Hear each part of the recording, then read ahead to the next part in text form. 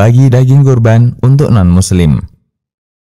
Ustadz, saya sering melihat pada saat penyembelihan hewan kurban di Hari Raya Idul Adha, bolehkah membagikan daging kurban untuk non-muslim?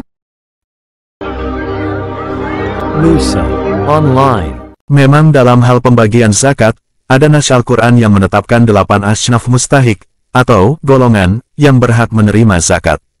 Perhatikanlah makna ayat, sesungguhnya zakat-zakat itu, hanyalah untuk orang-orang fakir, orang-orang miskin, pengurus-pengurus zakat, para mualaf yang dibujuk hatinya, untuk memerdekakan budak, orang-orang yang berhutang, untuk jalan Allah dan untuk mereka yang sedang dalam perjalanan, sebagai suatu ketetapan yang diwajibkan Allah, dan Allah Maha Mengetahui lagi Maha Bijaksana.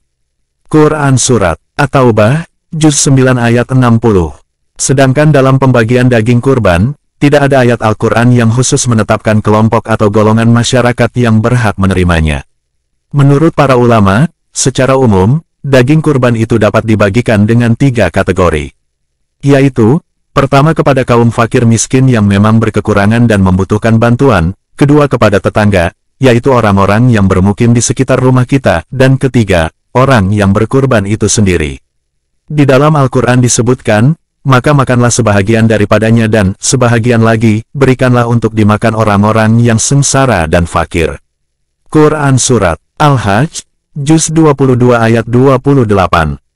Ayat ini menunjukkan bahwa pemilik hewan kurban berhak memakan sebagian dari daging kurbannya, lalu sebagian lagi dibagikan untuk kaum fakir miskin. Syekh Said Sabiq dalam kitabnya yang terkenal, Fiqh Sunnah, memaparkan cara pembagian sebagai berikut. Si pemilik hewan kurban dibolehkan makan bagian yang dibolehkan baginya sesuai keinginannya tanpa batas. Dia pun boleh menghadiahkan atau menyedekahkan sesuka hatinya. Ada pula yang mengatakan dia boleh memakannya setengah dan menyedekahkan setengah. Dan dikatakan, dibagi 3 bagian, untuknya, yang berkurban adalah sepertiga, dihadiahkan sepertiga, dan disedekahkan sepertiga.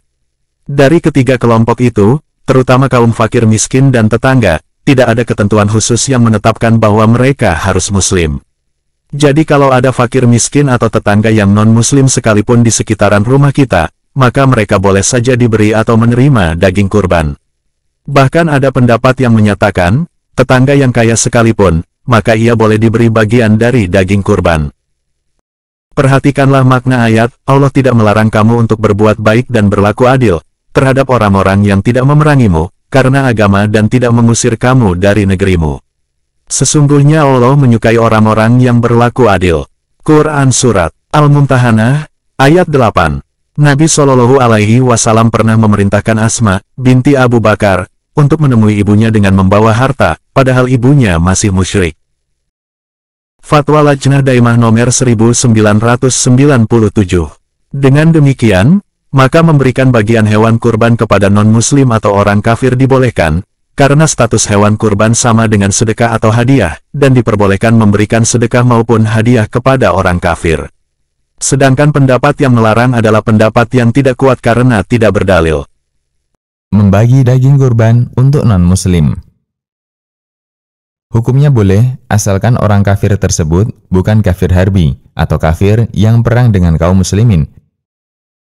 Ada beberapa alasan yang menguatkan pernyataan ini.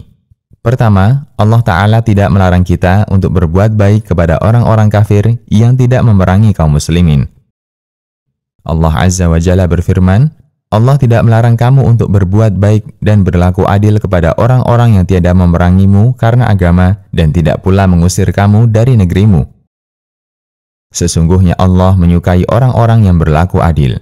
Quran Surat Al-Mumtahanah ayat 8. Di antara bentuk berbuat baik kepada mereka adalah dengan membagikan kepada mereka daging kurban. Ini alasan yang pertama.